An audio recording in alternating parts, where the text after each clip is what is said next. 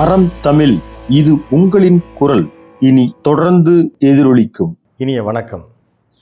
திருமலை திருப்பதி தேவஸ்தானத்தினுடைய பிரசாதமாகிய லட்டில் விலங்கு கொழுப்பு கலந்திருக்கிறது என்கின்ற ஒரு ஆய்வறிக்கையை அம்மாநிலத்தை ஆளும் தெலுங்கு தேச கட்சியினுடைய தலைவர் சந்திரபாபு நாயுடு அவர்கள் அவர் இப்பொழுது ஆட்சிக்கு வந்த ஒரு 100வது நாளில் ஒரு பகிரங்கமான ஒரு குற்றச்சாட்டை சொல்லியிருந்தார். దేవునికి పెట్టినప్పుడు ఆవు నెయ్యి వాడతారా లేదా అని మిమ్మల్ని అడుగుతున్నా.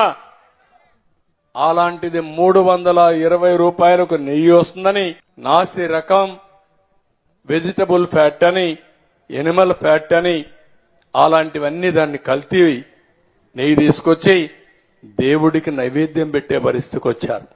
இதற்கு மறுப்பு தெரிவித்து ஆந்திர பிரதேசத்தினுடைய முன்னாள் முதல்வர் ஜெகன்மோகன் ரெட்டி அவர்கள் உடனடியாக நீண்ட விளக்கத்தை, நாங்கள் அப்படி செய்வோமா என்ற ஒரு பதட்டத்தோடு விளக்கத்தை சொல்லி, இது ஒரு அபண்டமான பழி என்றதோடு சொல்வதோடு நிற்காமல் நீதிமன்றத்தை நாடி இருக்கிறார்.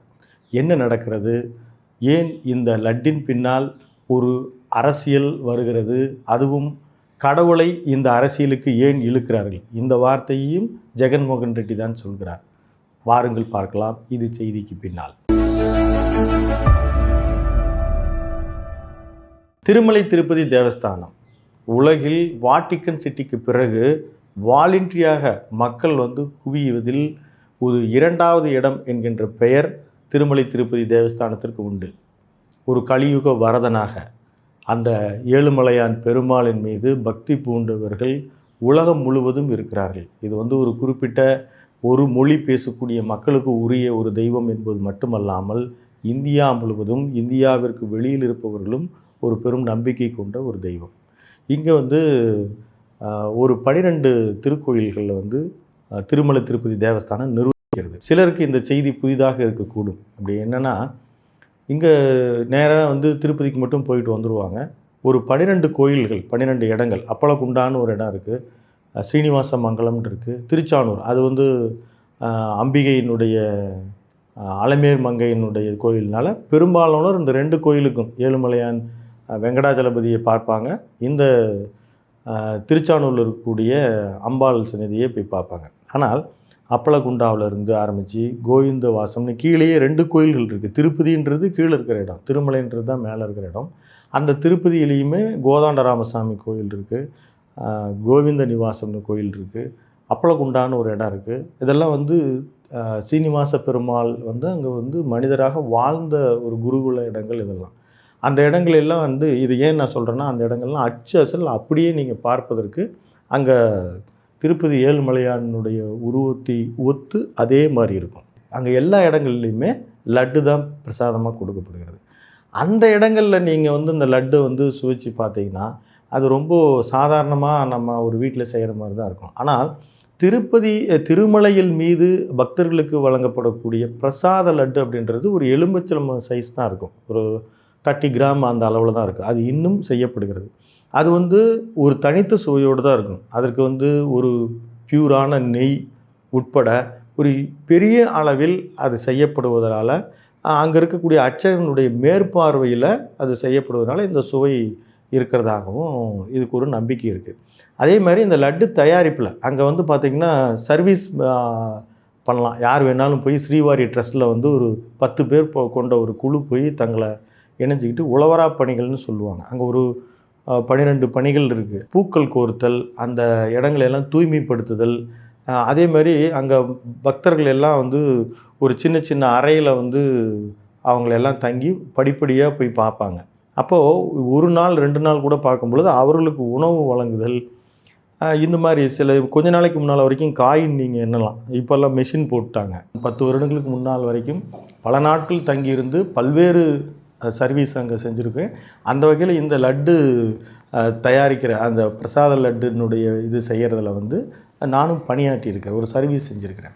எல்லா சர்வீஸ்லேயும் செய்யும் பொழுது இதையும் ஒரு சர்வீஸாக செஞ்சுருக்கேன்.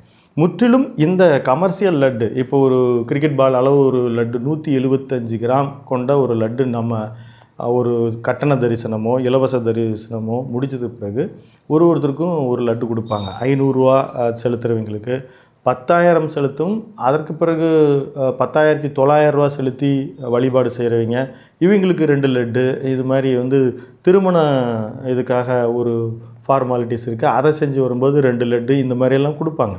இந்த லட்டு, இந்த பெரிய அளவிலாக தயாரிக்கிற இந்த லட்டு வந்து முழுக்க முழுக்க எந்திரமயமாக தயாரிக்கப்படுகிறது. இது வந்து ஒரு நாளைக்கு 3லிருந்து 3.5 லட்சம் அளவு லட்டுகள் தயாரிக்கப்படுகின்றன. இந்த லட்டில் தான் இப்பொழுது ஒரு பால் உற்பத்தி மற்றும் அதுக்கான ஒரு தர மதிப்பீடு செய்யக்கூடிய குஜராத்தை சேர்ந்த ஒரு ஆய்வகத்திலிருந்து ஒரு ரிப்போர்ட் வந்திருக்கிறது. அந்த ரிப்போர்ட்டும் திருப்பதி திருமலை தேவஸ்தானத்தை சென்ற செயல் அதிகாரிகள் தான் இதனுடைய சுவை, இதனுடைய தரம் குறைவாக இருக்கின்ற அடிப்படையில் எங்கு முக்கியம் நெய், அந்த நெய்யை வந்து எடுத்து பரிசோதனைக்கு அனுப்பியிருப்பதாகும். அதில் வந்து விலங்கு கொழுப்பு, குறிப்பாக மாட்டு இறைச்சியினுடைய கொழுப்பு, பன்றி இறைச்சியினுடைய கொழுப்பு, மீன் எண்ணெய், இது மாதிரி சோயா வெஜிடபிள்ஸ் ஆயிலெலாம் கூட இருக்கிறதாக வந்திருக்கிறது. இப்போ இந்த கலவையெல்லாம் நீங்கள் பார்க்கும் பொழுது இது எப்படி வந்தது அப்படின்றது நமக்கு ஒரு முதல் சந்தேகம் இருக்கும்.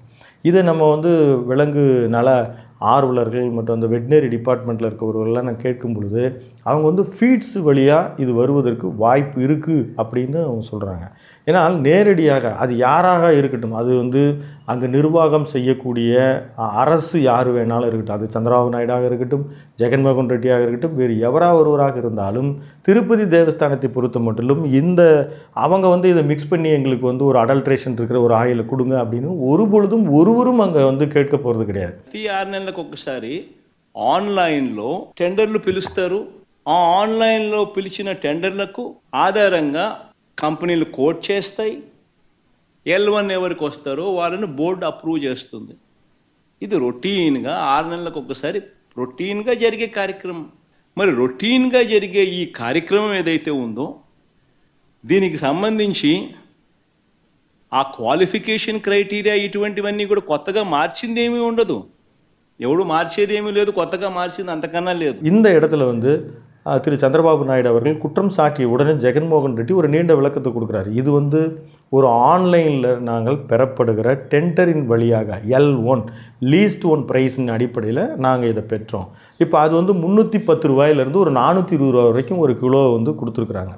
இதுவும் நமக்கு ஒரு ஆச்சரியமாக இருக்கலாம். அது எப்படி மார்க்கெட்டில் 900லேருந்து 1000, 1300, 200 வரைக்கும் ஒரு கிலோ நெய்யினுடைய விலை இருக்கும் பொழுது இது எப்படி வந்து இந்த விலை சாத்தியம்? அப்போ அதில் அடல்ட்ரேஷன் இருக்குது அப்படின்னு நீங்கள் வந்து பலரும் கருதக்கூடும். ஆனால் இந்த விலங்கு எண்ணெய் இருந்து அல்லது விலங்கு கொழுப்பிலிருந்து தயாரிக்கப்படுகிற ஒரு நெய் அப்படின்றது ரொம்ப காஸ்ட்லி. நீங்கள் சாதாரணமாக தயாரிக்க பாலிலிருந்து பாலை காய்ச்சி எடுக்கலாம், டைரெக்டாக அதிலேருந்து ஒரு க்ரீம் எடுத்தும் நெய் எடுக்கலாம். இப்படி எடுக்கிறதனுடைய விலையை விட இந்த விலங்கு கொழுப்புகளிலிருந்து எடுக்கக்கூடிய விலை மிக அதிகம். அதை ஒரு அஃபோர்டபுள் பண்ணவே முடியாது. ஆனால் ஒரு திருப்பதியை பொறுத்த மட்டும் தேவஸ்தானத்திற்கு பெரும்பாலும் அவர்கள் வந்து ஒரு பெருமாளினுடைய அனுகிரகம் பெறுவதற்காக அவர்கள் வந்து ஒரு குறைந்த விலையில் அடக்க விலையில் பெரும்பாலும் ரொம்ப குறைவாக கொடுப்பாங்க. அது ஒரு சர்வீஸ் மைண்டோட. இப்போ கூட பார்த்தீங்கன்னா அம்பானி குரூப் வந்து அங்கே இருக்கக்கூடிய இணையதள சேவைகள், இப்போ டிக்கெட் புக்கிங்கில் ஒரு 300 ஸ்பெஷல் தர்ஷன்ஸ் எல்லாம் வந்து அம்பானி அவங்களுடைய ஐடி டீம் வந்து டேக் ஓவர் பண்ணி அவங்க ஃப்ரீயாக செஞ்சு தராங்க. அந்த வகையில் 6 மாதங்களுக்கு ஒரு முறை 8.5 லட்சம் டன் நெய் வந்து டெண்டர் கொடுக்கப்படுகிறது. 5 நிறுவனங்கள் கொடுத்தன. அது திண்டுக்கல்லை சேர்ந்த, தமிழ்நாட்டில் திண்டுக்கல்லை சேர்ந்த ஒரு நிறுவனமும் கொடுக்கப்பட்டிருக்கு. அந்த கொடுத்த நெய்யினுடைய டேங்கர்லேருந்து சாம்பிள் எடுத்து அனுப்பினா இப்படி ஒரு ரிசல்ட் எங்களுக்கு வந்திருக்கு அப்படின்னு சந்திரபாபு நாயுடால் குற்றம் சாட்டப்படுகிறது. ஆனால் அந்த நிறுவனம், திண்டுக்கல்லை சேர்ந்த பால் உற்பத்தியாளர் நெய் கொடுத்த அந்த நிறுவனம் நாங்கள் ஜூன் மாதத்தோடு நிறுத்திக்கிட்டோம். அப்படி எங்களுக்கு கொடுக்கும் பொழுதெல்லாம் நாங்கள் வந்து ஒரு தர கட்டுப்பாட்டை நாங்கள் சுய பரிசோதனை செய்து தான் நாங்கள் கொடுக்குறோம். அப்போ இங்கே இன்னொரு கேள்வி வருது, திருப்பதி தேவஸ்தானம் எந்த தர கட்டுப்பாடும் செய்வதில்லையா? இப்போ நேற்று வந்து சிஎம்எல்ஆ ராவுன்னு சொல்லி அதோட சீஃப் எக்ஸிக்யூட்டிவ் ஆஃபீஸர் வந்து சொல்லியிருக்காரு, எங்களிடம் இதுவரையும் அந்த வசதி இல்லை. 500 கோடி ரூபாய் அளவிற்கு லாபம் பயக்கிற இந்த லட்டு தயாரிப்பு, கமர்ஷியல் லட்டு தயாரிக்கிற இந்த இடத்தில் பக்தர்களை அதை ஒரு பிரசாதமாக புனிதமாக கருதி உண்ணத்தக்க அந்த பொருள் தயாரிப்பதற்கு முன் ஒரு டெஸ்ட் குவாலிட்டியில் இதுவரைக்கும் எங்களிடம் இல்லை. இனிமேல் நாங்கள் இதை வந்து என்ஷூர் பண்ணுறோம் அப்படின்னு நேற்று தெரிவிச்சிருக்கிறார். இப்போ இந்த இடத்தில் மக்களுக்கு எல்லோருக்கும் ஏற்படுகிற ஒரு மிகப்பெரிய மன துயரம், மன வலி, அந்த இதுவரைக்கும் இப்படி நடைபெற்றிருக்குன்னா இனிமேல் இதுபோல் நடைபெறாமல் தடுப்பதை விட்டுவிட்டு ஏன் இதற்கு முன்னால் இருக்கிற ஆட்சியாளரின் மீது பழியை போட வேண்டும்? இப்போது இந்த ஆட்சி கடந்த நாடாளுமன்ற தேர்தலோடு ஒட்டி ஆந்திராவில் வந்து சட்டமன்ற தேர்தலும் நடைபெற்றது. அதற்கு முன்னால் 2 பேருக்கும் மிகப்பெரிய அளவுக்கு ஒரு வாரே நடந்துச்சு.